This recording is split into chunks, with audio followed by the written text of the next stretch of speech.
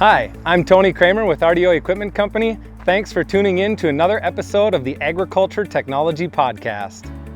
Every day, there are phenomenal advancements being made in the field of agriculture technology. RDO Equipment Company is a leader in agriculture equipment and precision agriculture technology and is here with industry experts bringing the latest news and information from RDO and John Deere. Welcome back to another episode of the podcast. This is episode number 143, and today we are going to be talking about John Deere See & Spray Select. Before we dive into the show, please take a moment to subscribe to this podcast if you haven't already. You can subscribe to the show on the many different podcasting apps that we're streaming this out to, such as Apple's podcast app. We've got it on Stitcher, Overcast, SoundCloud, as well as many others. While you're out there, drop us a review. We'd love to hear what you think about the show. Lastly, make sure to follow RDO Equipment Company on Facebook, Twitter, Instagram, and catch all of our latest videos on YouTube. We've also released a new YouTube channel called Precision Ag Answers that I encourage you to go and check out. It has everything from basic walkthroughs to in-depth tutorials on how to do things when you're out in the field, in the tractor, working with equipment, displays, or the operations center. You can also follow me on Twitter at RDO Tony K. Now with that, let's get back to the show. I'm very excited to bring back Erin Hightower, who is an agronomist with RDO Equipment. Thanks for coming back on the show, Erin. We had you on about a year ago talking about some technologies that can be adopted onto the farm. I'm really excited to talk about this topic today. This is another topic or another technology that can be adopted, maybe not as easily as adopted as some of those other ones. But before we get started, Erin, why don't you just remind our listeners again, kind of where you come from, what your background is, and how you got involved in the industry. So I am with RDO Equipment Company here in Washington and Oregon. I've been with RDO for 4 years. Before that, I worked more on a resource management level of farm management. And so what I bring to the table is I kind of love looking at the farm as a whole living organism instead of that individual field or crop year. So with that, it made this new technology of the See & Spray Select even more exciting for us when you talk about some of our farming ground that we have in Washington and Oregon. We are dry land and irrigated land, but our dry land tends to have a fallow year every other year. So we have every other year where we're sitting there and we're just allowing that ground to rest, recuperate. And that's where the spraying technology really comes into play, will be in that fallow ground year where you have a lot of ground that's not producing a lot of economic product. Yeah, it is definitely a unique situation out there in the Pacific Northwest, Washington, Oregon. Very different from here, Minnesota, North Dakota, South Dakota, kind of the region that I'm in. You guys have a lot of fallowed ground year after year. Us here, kind of the Red River Valley, the upper Midwest, we don't. If we have fallowed ground, it's usually not a good thing. It's not being fallowed for good reasons. So, very unique situation, and that is where this sprayer, this new technology, kind of comes into play. So, let's just dive into it, Erin. What is John Deere See & Spray Select? So See & Spray Select is a program that they just announced earlier this year in 2021. And we were lucky enough, our RDO Equipment Company, to get one of the beta testing models, or some of the early testing models here. And so we have one of 6 machines. The machines are also being located in Australia, Kansas, and and South Dakota. So we are getting the opportunity to see this work firsthand, kind of get to work out some of the kinks and see some of the potential things that we'll have to talk about when we talk about this sprayer. So what the See & Spray Select is from half the way the sprayer back, it looks like a completely normal sprayer. It still has that exact apply nozzle that we've all become familiar with, and has some of the exact apply technology. What changes is that there is a camera system now pre-reading as the sprayer is going across the field, and it's a pretty high-end product. It has a lot of processors on it. It's pretty electronically advanced, but what's also advanced about it is the cameras are one camera per, I believe, every 3 nozzles, while competitor C, spraying models, spot spraying models are usually 5 cameras or 5 nozzles per camera. So we're looking at a higher concentration of cameras. A lot of its competitors will emit lights like a near infrared light, or there's a newer model that does these blue lights. This is an actual camera. This is a real-time red RGB camera, which allows it to kind of do a little bit more processing. I see it maybe growing into itself sort of as we go along with the technological advances. But as for now, it sees the color green and it sprays just as some of its competitors do. It is going to be an interesting piece of machinery to watch grow as we continue on. And you actually bring up a good point there, watching a piece of machinery grow. So this is not a brand new sprayer by any means, but it is added technology onto the current models, or the new, I should say, model year 22 sprayers, with the 412R, the new labeling or new numbering. But this is technology added onto that sprayer, correct? Exactly right. If you have See and Spray Select turned off, you're still able to do your pulse width modulating, and you're still able to do turn compensation and all the items we've been talking about in the last 5 or 10 years with the ExactApply coming out.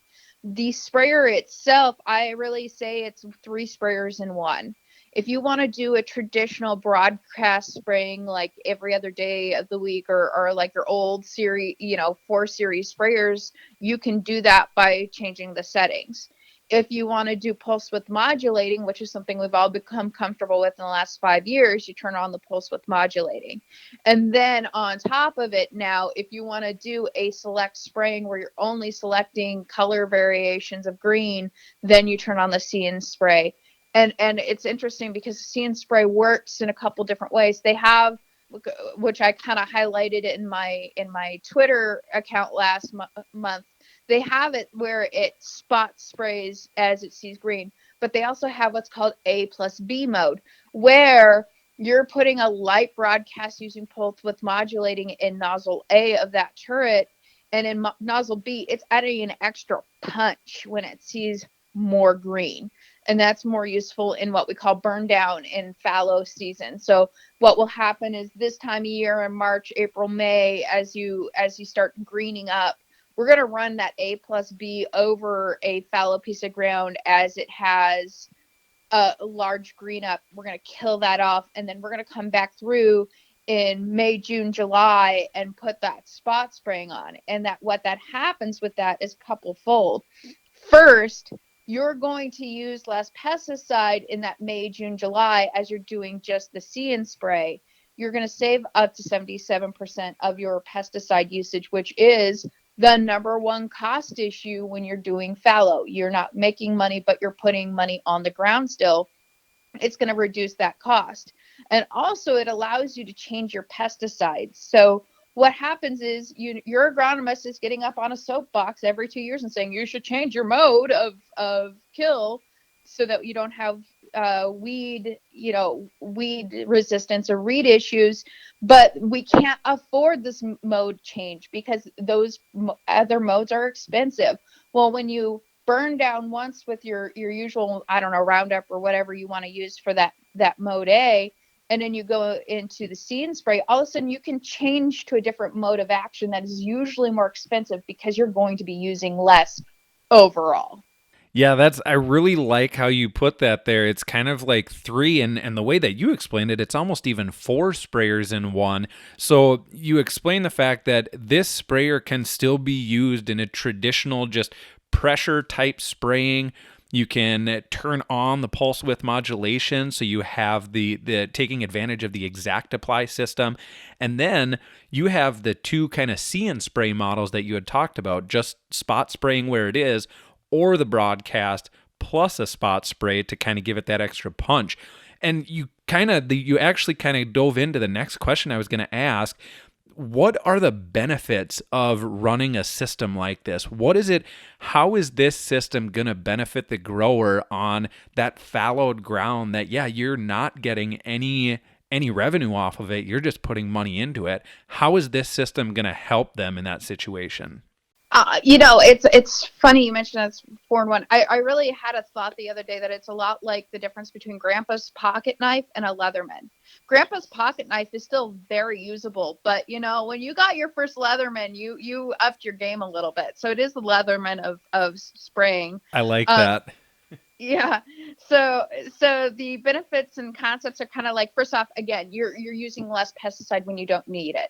So not only are you reducing your operating costs, which all of us need to worry about, farming is a game of sense, but also the environmental aspects of that. We are living in a time where people are watching over the fence and seeing how much you're spraying and are concerned about that. But also, we have a weed suppression issue, and it's rearing its head more and more every year that we're getting pesticide resistant weeds.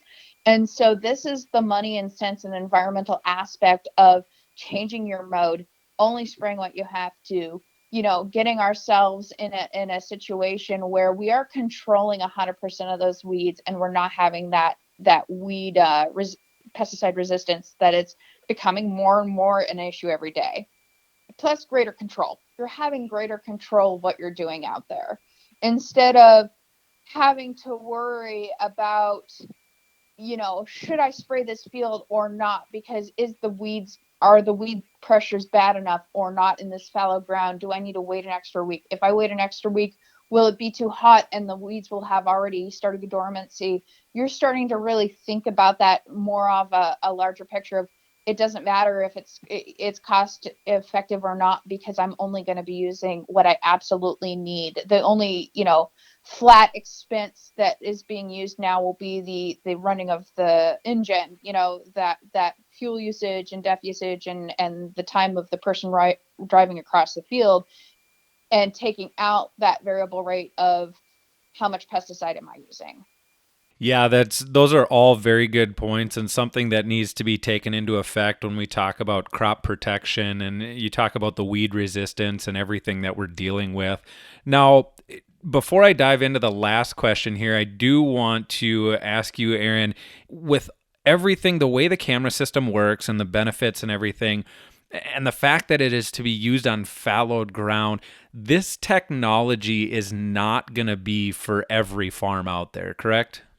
Definitely not at the moment. In fact, Deere has been very vocal that it is only to be used in these fallow situations. There's a reason why only 5 machines went out, and they went out to very specific demographics of, the Pacific Northwest, that Alberta, Canada region, Kansas, Australia, because we're the ones who do this fallow marketing or in the fallow management.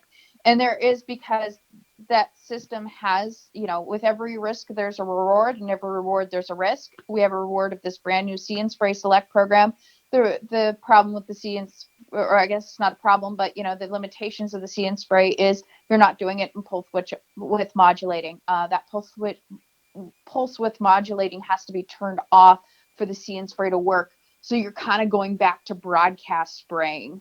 So, it does have its risks that I think that Deere is making sure that we don't get in over our heads. I wouldn't be surprised if that changes over the next few years as the technology starts catching up. But for now, it's just fallow ground, because we need to make sure that we don't accidentally take out a crop.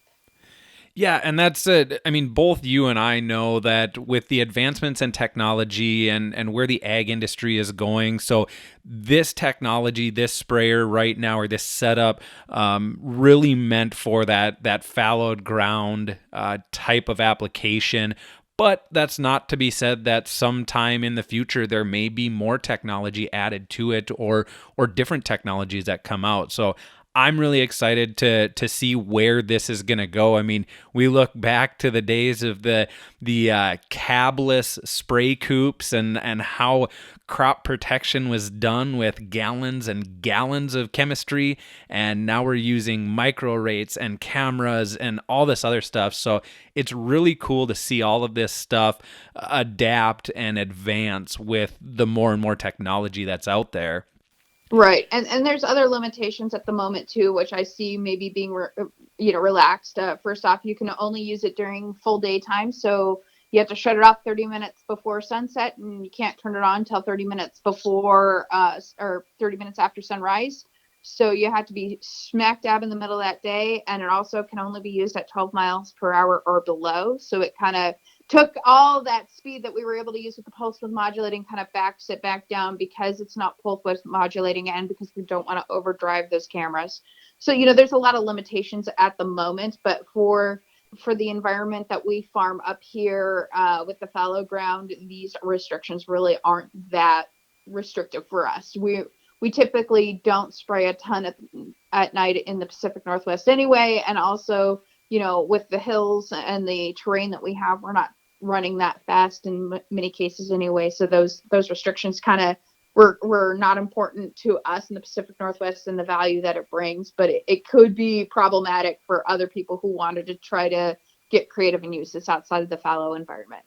Yeah, and those bringing up those limitations, that actually leads right into my last question. So there's of course some limitations that you just explained as far as the application goes.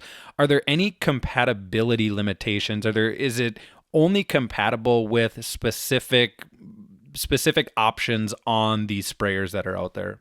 There are quite a few in my opinion. First and foremost, right now there's no retrofitting kits. So even if you just bought an R series sprayer in the last year and you want to retrofit it back, it's not retrofittable at the moment.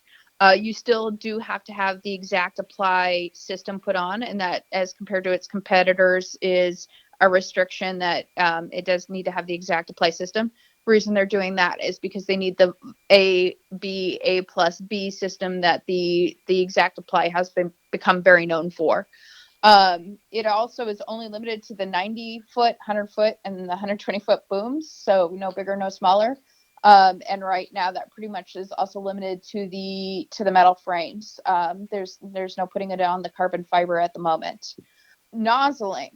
If I had one thing that was perplexing for me as I was using this in the field in the last month, it's been trying to figure out the nozzling. It's not uncommon for us in farming to have our 2 or 3 go-to nozzles, and we use those 2 or 3 nozzles, and life is great, and we dance happily at the end of the day. Because of the basically 4 different modes that this can be used in, and the different requirements of the different chemistries, nozzling is going to become more important than ever, and you're going to need to talk with your professional about what type of nozzles is best, or do a lot of homework.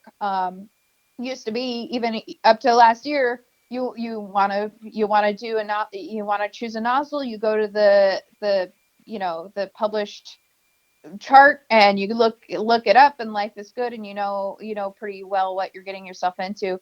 With the See and Spray, there has been some changes in how nozzling works that we're still trying to work out how our recommendations are going to look. Most notably, the See and Spray has a lot of variation in pressure.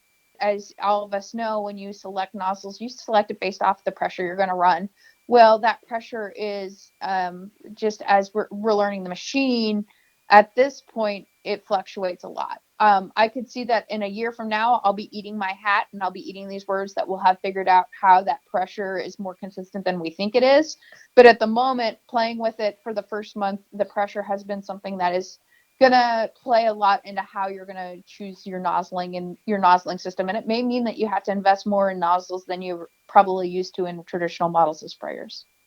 Yeah, those are all very good things to bring up, especially the nozzles being an important factor of that. In any sort of an application situation, you want to make sure that you have the right nozzles selected.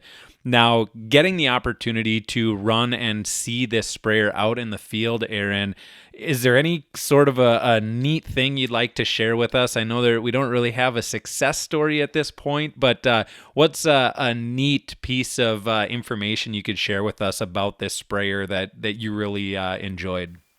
I really think that I had, I guess, the benefit of coming in with a little bit of experience on See and spraying models. We in the Northwest are dealers for the Weed It technology, and in previous employment opportunities, I dealt with the Weed Seeker, which was very old school, 15 years ago versions of this technology. And it's interesting to see how much the premise has changed. And, at first glance, when you've spent a lot of time around this and you hear what See & Spray is, you're like, oh, come on, that's been on the market for years. But there's still a lot of advancements to it. First, the level of sensitivity at which it sprays, it's much different than the previous pieces I've worked with. And the other thing is, when I used to work with the Weed Seeker technology 15 years ago, we had to calibrate that sprayer 6 times a day, maybe 8 times a day. And this is calibrated once a season.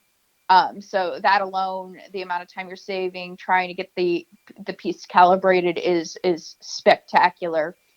And the other piece of that I think is interesting is when I worked with that older technology. So of course I'm comparing, if iPhone 1 to the iPhone 20 as a comparable example, but back with the Weed Seeker, when we had a dusty environment, which the Pacific Northwest is a incredibly dusty environment, when we got dust on that lens of that camera, it was done.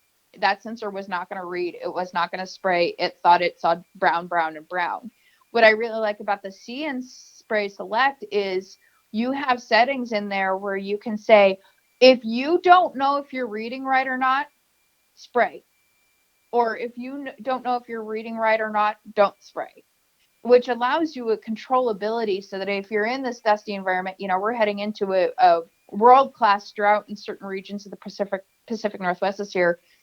We're incredibly dusty. Knowing that you're still going to get that spray coverage with this new technology, because you can say, okay, spray if you don't know, is an advancement in this technology that I thought was very interesting and very dynamic, and allows us to work around the ever-changing spraying environment, climatic changes that happen from year to year. Yeah, so there again, we talk about, it's kind of neat hearing your background and your history coming in with some previous history of other manufacturers' systems similar to See & Spray Select, and we talk about just the advancements in technology and how progressive agriculture is with these. So really cool to hear those stories. Now, if somebody wants to learn more about See & Spray Select, where can they go? Who can they talk to? Well, obviously following John Deere as they make their announcements, both on their YouTube page, their social media is a great way to start. They're still kind of ironing out some of the wrinkles. Pre-ordering of the sprayer starts later this summer, so they'll probably be coming out with announcements for that soon.